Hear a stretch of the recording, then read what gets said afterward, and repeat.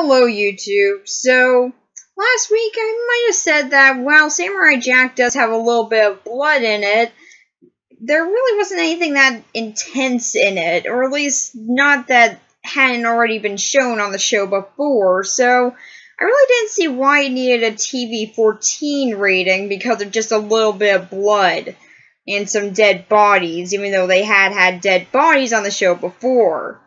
Although, this episode, yeah, there's a bit more blood here than there was in the last one. Just a little.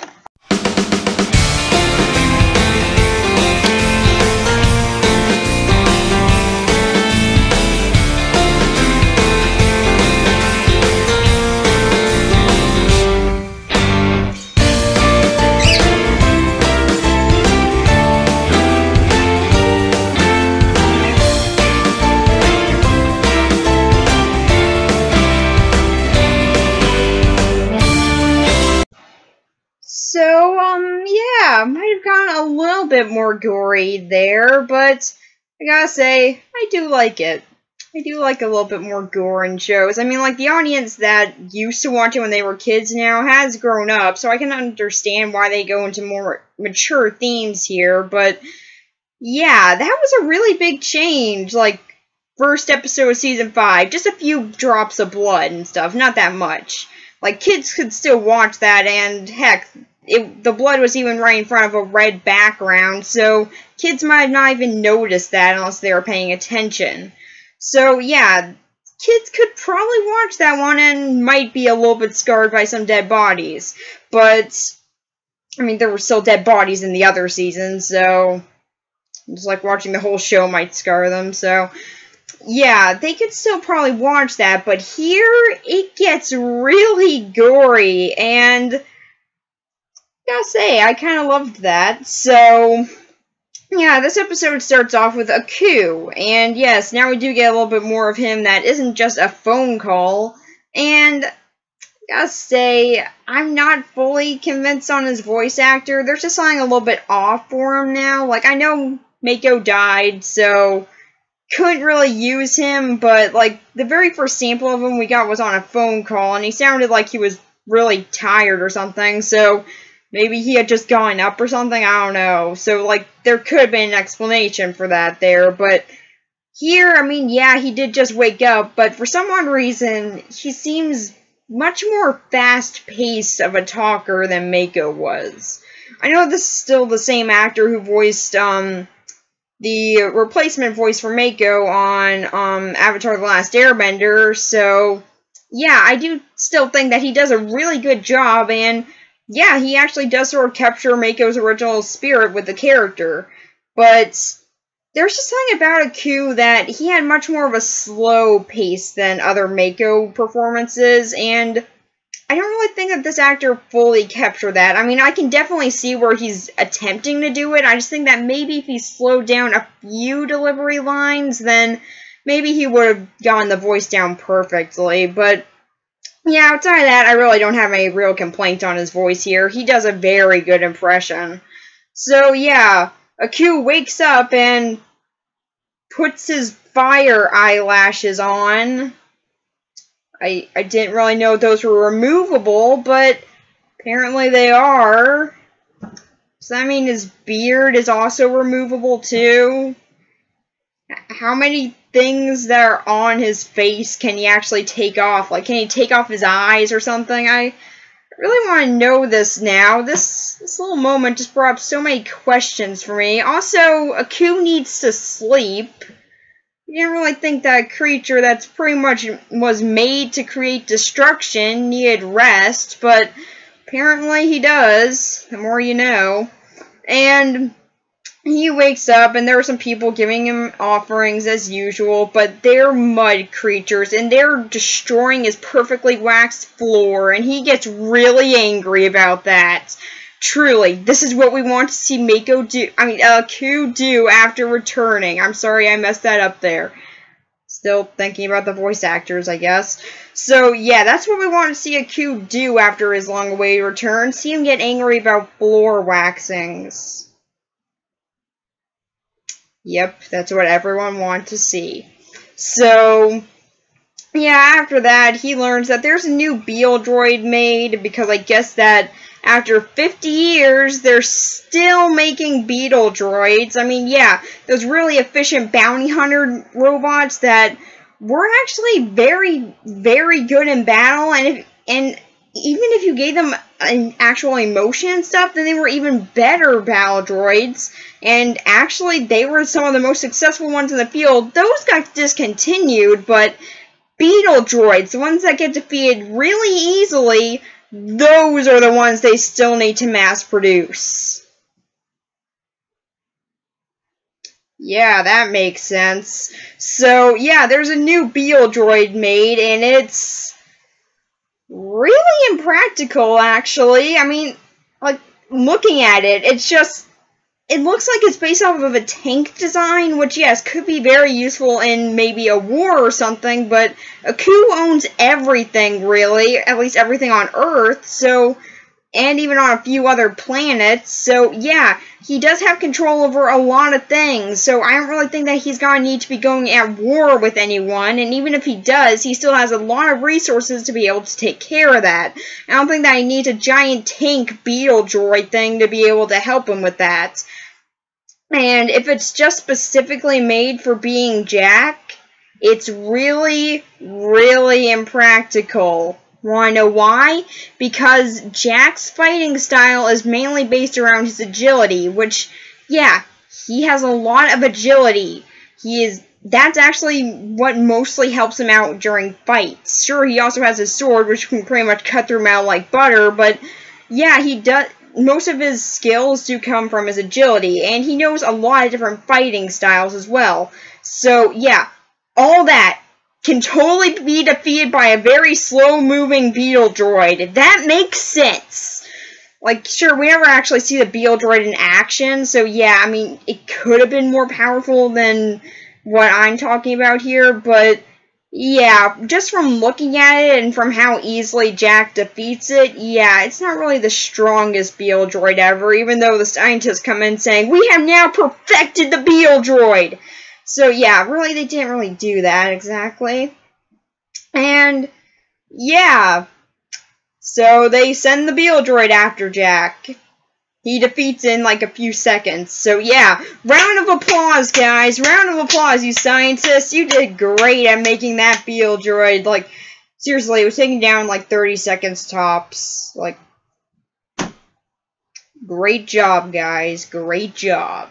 Also, Aku has therapy sessions with himself. Yeah. I don't know why he does that.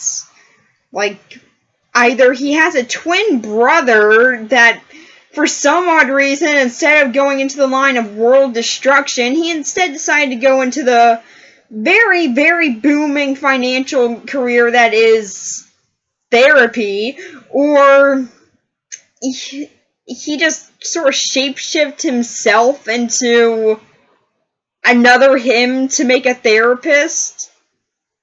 Like, why would he do that? Like, oh, yeah, I can get a lot of therapy done by talking with myself. How exactly does that work, Aku? I really don't get it. But, yeah, I guess it works for him because he seems to get more depressed as he's talking to himself, so maybe making himself depressed makes him happy, I don't know. But I guess he can't really hire his own therapist, like an actual therapist, because he doesn't want people to know that he's still hung up on Jack, even though it's pretty obvious that he is, and he could just make it secret or just kill anyone who knows about it. I mean, it's not like he hasn't done that before, so yeah, I really don't get why he can't just get his own therapist. But anyway, that's just the first few minutes of this episode. I don't know why I'm harping on this. So, yeah, then we see the very important thing of a wolf walking down a road and then getting into a fight with some other wolves. This is symbolic of the rest of the episode. So then Jack continues his epic journey to look for a portal back to his own time, even though those have all been destroyed. I don't really know what his goal is anymore, but yeah, he's still looking for one, just on the off chance that there might be one, I guess. I don't really know what he's doing anymore. I guess he's just walking around boredly, I don't know.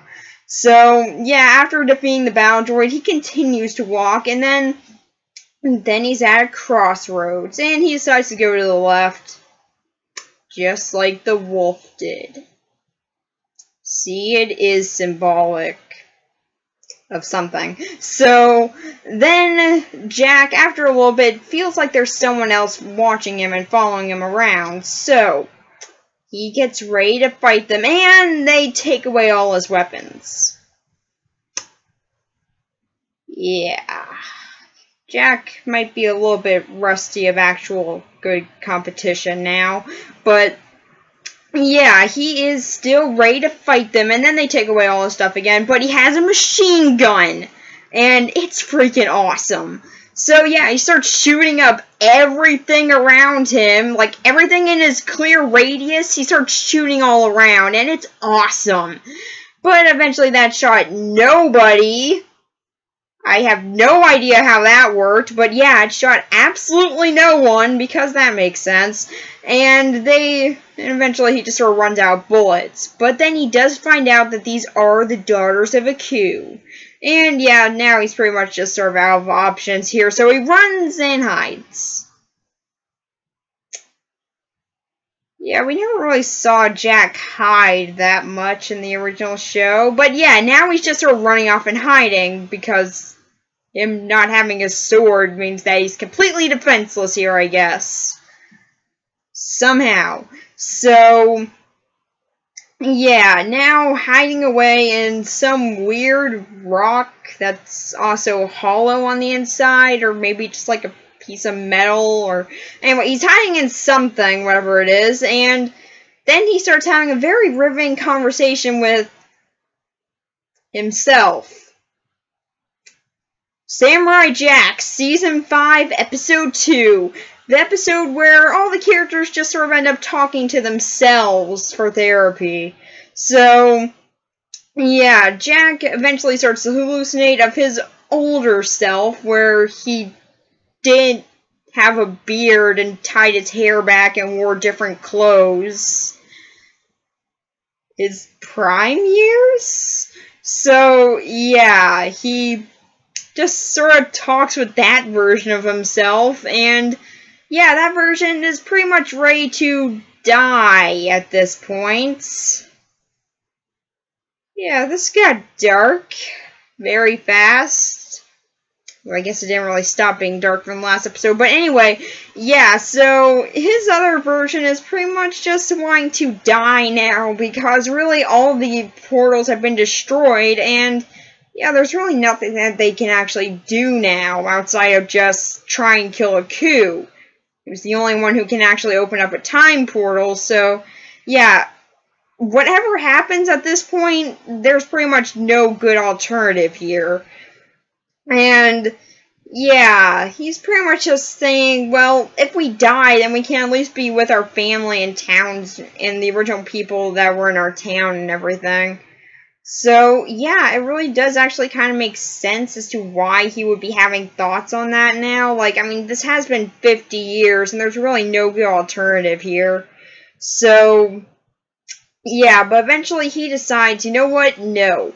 I can somehow find a way back, because he has hope? I mean, really, there's no other way back for him now, so I don't really even know what he's fighting for anymore. But, yeah, I guess he still has hope that maybe, just maybe, there's still one more time portal left. You know, I'm pretty sure there isn't. But, yeah, there still might be. So, yeah, even if he does find one, though, he's gonna need a sword, which, yeah, he still doesn't have that, so yeah, he's still pretty much out of options here. And eventually he decides, well, the only way out of this is to just run into this old abandoned temple. And yeah, he does that, and he does make it past the Daughters of Aku. And, yeah, he's actually very surprised by who the Daughters of Aku are, so... yeah, I guess that means that he just never fought the other Daughters of Aku, so they were just preparing these 7 in specific to go fight someone that they've never fought before. I don't know why exactly they're doing that, but I guess they have their reasons, so... yeah, why the other Daughters of Aku never actually fought Jack before is a complete mystery for me, but... yeah, for some odd reason, they just never did that and decided, well, these 7 random kids, and just let them fight them instead. We don't want to. We have enough time to actually train them, but we're too lazy to go actually fight Jack, I guess. So, after a very long time with them, with like all the Daughters of Aku, walking into random places, very important time. And actually, yeah, I will say this is a very suspenseful moment, and yeah, I do really like how it's executed. It's just that, yeah, it's pretty much spending a lot of time with them walking places that Jack isn't so meaningful. So, yeah, eventually Jack decides, okay, well, I don't see any of them or hear any of them right now. Now must be the time to get out of this. So... yeah, he's running out to go and try and escape, but eventually they do see him. So now Jack has to fight them, and he actually does a pretty good job, seeing as he has no weapons. But yeah, after a while, he does have to hide again, so he goes into a coffin in a tomb. A completely random tomb in a completely random temple, where there's some... I don't know, night guy or something, guard that was buried here. I really don't know what this tomb was for. I'm actually kind of wondering what it was for, because it seems like it has an interesting history to it, and they have, like, big dramatic music for it, so, like, am I missing the meaning of what this tomb is supposed to be for, or is, like, the dramatic music just for, look how pretty the art is? And yeah, I mean, yeah, it is pretty, so maybe that's what it's for, I don't know. But, yeah, Jack is now hidden in one of the coffins, and, yeah, the Daughters of Aku go looking for him, but he is betrayed by a firefly. Yeah, I don't really get that. A firefly goes into the coffin with him, and then he starts panicking. Like, oh no, a firefly! This will destroy everything! There's no way it went through one of the cracks and just is stupid enough to not know how to get out. There's no possible way that could be what happened. Truly, it happened when Jack was going in.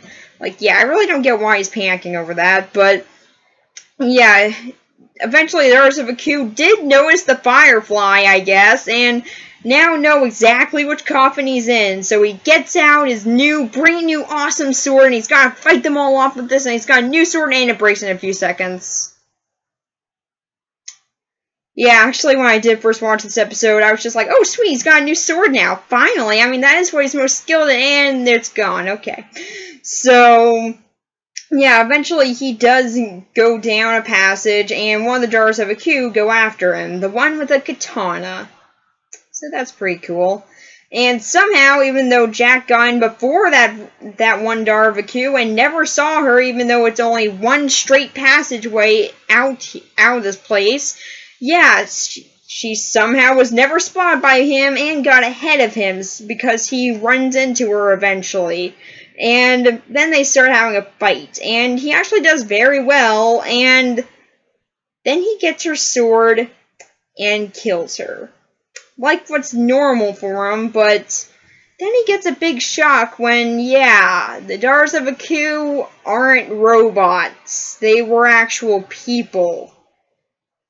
And, yeah, I just think that really his face in that scene just sort of summed up everything about it. Like, just how he overall feels about it. But he has no time to think about the fact that he just now killed somebody because he's been stabbed. So he decides not to take the katana, you know, the weapon that he's the most skilled in. Come on, are you just afraid of getting a katana again now? I mean, like, really, why don't you want one? You're the most skilled in a katana, just grab the freaking katana. But yeah, he decides, no, I don't need this katana, I need my weird explosion sword. So now that he has been stabbed, he barely makes it out, but he does eventually, and apparently, somehow, so the daughters of Aku, as they are now out and looking for him. And Jack, well, Jack's going down a river in a pool of his own blood. And also, the wolf died. That wolf was meaningful to this story. Okay, no it wasn't. It was just supposed to be symbolic of what's going on with Jack as well. But, yeah, that's pretty much it for this episode, and I gotta say, it was really good. So, like I said before, now, I'm not fully convinced on Aku's voice actor here. Like, I do still like this actor as a replacement for the voice of Mako. Like, he does do very good, especially on Avatar The Last Airbender. Like, they're pretty much, I went in between some episodes with them, and yeah, pretty much, their voices are almost undistinguishable. He's a really great impressionist for him, and yeah, I really do like how I do really like how well he can actually capture Mako's voice here, but I will say that he is a little bit fast in the pace with him a little bit.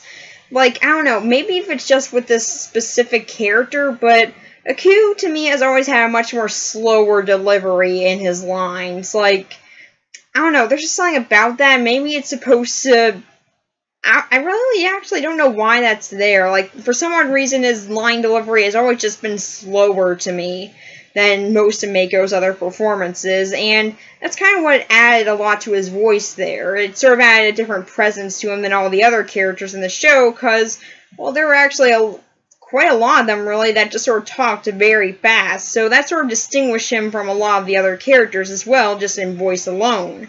But now his voice is much more normally paced, and I think that that's really just sort of the only thing that really just sort of annoyed me here with Aku. Like, overall, he seems very much in character, and yeah, I do still really like how he's done here.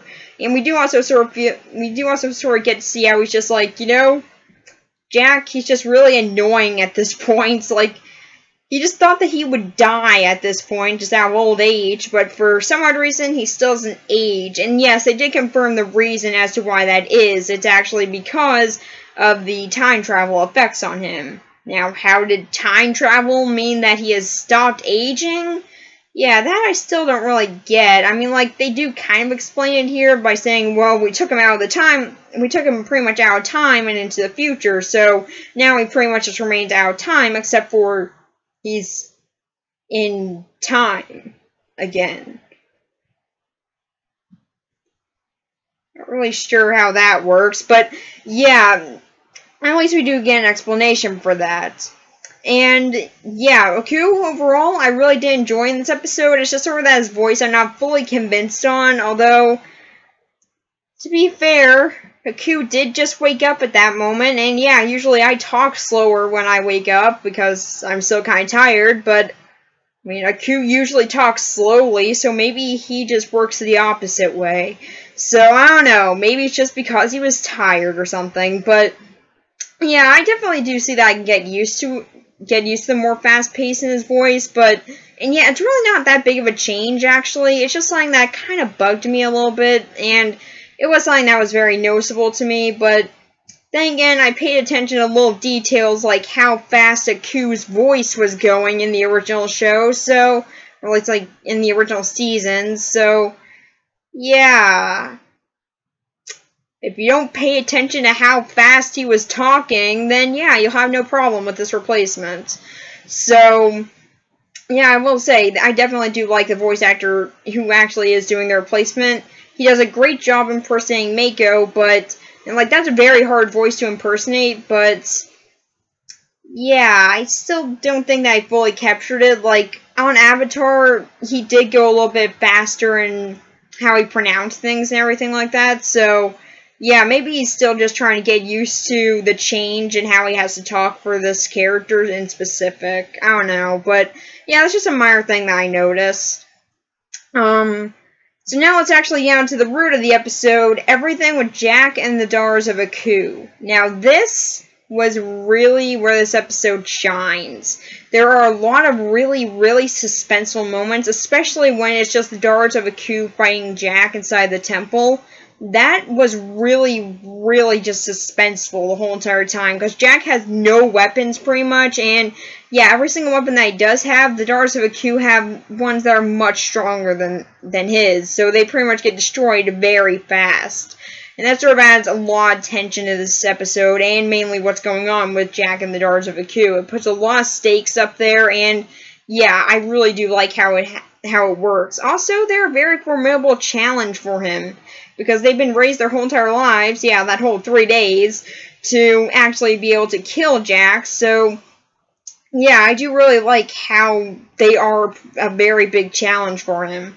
Especially since Jack has lost his way so much, now they're even more of a challenge. Like, even if he did stay on, like, the same path that he did before, like, with the original seasons, like, even if he was still the same then as he is now, like, even if he was the same, yeah, they would still be a big challenge for him. So, yeah, I do really like how they are a very big challenge for him. And I gotta say, just that one scene where he's talking to his own hallucination of himself, but younger. Yeah, I still don't really get that. Or, well, not really younger even. Like, he doesn't age anymore, so the version of him that didn't have a beard. I really don't know what actually changed here, but yeah, that version of him, yeah, that I actually did really like, and it brought up some interesting points with Jack now. Like, he's actually had thoughts on just dying now at this point. That, I think, in itself just sort of says it, just pretty much says anything that I can't even I can't really even talk about how that scene played out, because it was just really done well. Like, really, it's just kind of interesting to see where that'll actually go. Because, yeah, we do really want the show to end with Jack actually going back to his own time, but there's still the point that it might not end that way. He could very well die. So, I mean, like, he doesn't even have a sword anymore. And, yeah, I know, promotions, some of the promotional pictures do show him with his sword, so we know that he's gonna get back eventually. But, as of right now, he doesn't have it, so yeah, there is a very good chance that he could die here, and I think that just the point of him actually being fine with that even happening, I think that just sort of speaks for itself. But yeah, that was by far my favorite scene in this whole episode, and I really did enjoy that. Like, it really just showed just how much all of this has taken a toll on him.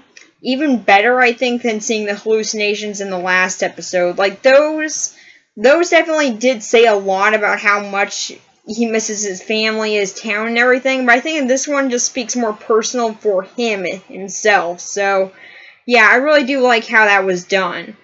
Also, the fact that Jack has now killed somebody.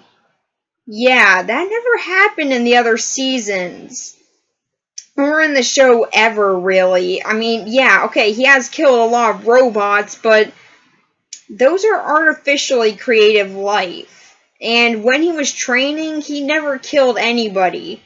So, his main goal still was to protect people and try and save his village. And he spent most of his life training for that. And when he finished up his training, he immediately went to go save his village. So yeah, there was really nothing, and yeah, he's not gonna kill anyone from his own village there, so yeah, he had never killed anyone before, and yeah, now he has. I really do want to see just how much of an effect this has had on him, although, from the promo in this episode, for the next one at least, like, it doesn't really seem like it's taking a toll on him that much. Like, I mean, yeah, okay, I'm guessing, like, he just sort of thought that might come to that eventually one day, or maybe after 50 years he really just doesn't care anymore or something, but, yeah, still, I mean, I thought that would have a bigger effect on him. I mean, we will just have to wait and see and stuff, but, yeah, he just sort of treats it like, well, I killed somebody. Oh, I got a wound, okay, guess no time to think about that at all, there, I'm gone. Bye, explosion. Okay.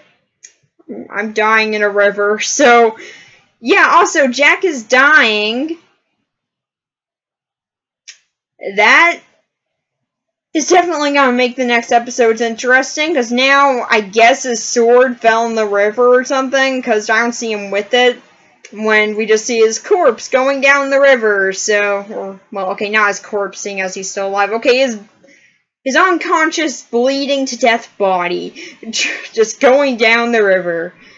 Yeah, this episode really did get much more gory than I was expecting. Like, I thought there would be a little bit of time before we got to that point, but yeah, it happened very fast, and I gotta say, pretty impressive, pretty impressive. Like, I mean, yeah, okay, the blood just sort of looks as simple as, like, the oil that's been on the show, but still looks very two-dimensional and everything. Like, the whole entire show just sort of, to me, overall, just sort of looks like it's pieces of paper. To me, like, that's just sort of what it looks like. Like, the art style itself, it's very simplistic, so it's just, like, cut out pieces of paper to me. I don't know why I think like that. My mind works oddly. But, yeah, to me, it just sort of has always had a very simple look to it, and yeah, the blood is still just sort of the oil shapes, except they're darker red. Oh my god, kids cannot handle this. But, yeah, I can definitely see why kids couldn't handle this. Like, I was pretty shocked to see the blood just come in this episode. Like, it just sort of came in out of nowhere to me. Like, last episode, sure, we had a few bits of blood, but really, it wasn't that much. So, yeah, this sort of did come out of nowhere here. But, yeah, I do still really like how pretty much the blood is immigrated here. Like, they're not afraid to go darker here, and I really do like how it is done. So, like, there is still reason for it. It's not like some shows that sometimes just sort of have blood in there just because, hey, we're TV-14 or something, we can do this, so we're gonna do it anyway. Like, no, that's not the reason why they're doing it. They do have a reason for it, and it does sort of raise the stakes now. Like, yeah, Jack has gotten some cuts on him before, that's one thing, but now he's been stabbed and is bleeding out. So yeah, this does have a big effect on the whole entire show now. So, I guess the only real thing to add to this is, will Jack survive? I mean, I'm guessing that he will, because, like, in the promo for the next episode, he's gonna fight all of the Daughters of Aku at once, because that'll go well, seeing as he has no weapons. That's smart, Jack. And I guess he doesn't feel bad about killing anyone, because, like, he just gotta fight all of them, and now he knows that they're also humans, so I guess he's completely fine with this. Don't really know why, but yeah, anyway, I am still very interested in seeing where this is going, and this was a really great episode. It's very suspenseful. We do get to see more of Aku, which is awesome, and while I'm not fully convinced on his voice, I do still really like how he was done here, and his voice replacement is still very good. Just that I think it needs a bit of a slower pace. Everything going on with Jack and Daughters of Aku is very interesting and suspenseful, and also the action sequences are really great. I don't really talk about them that much here, because really there's no way to sum up the type of fighting styles in this show.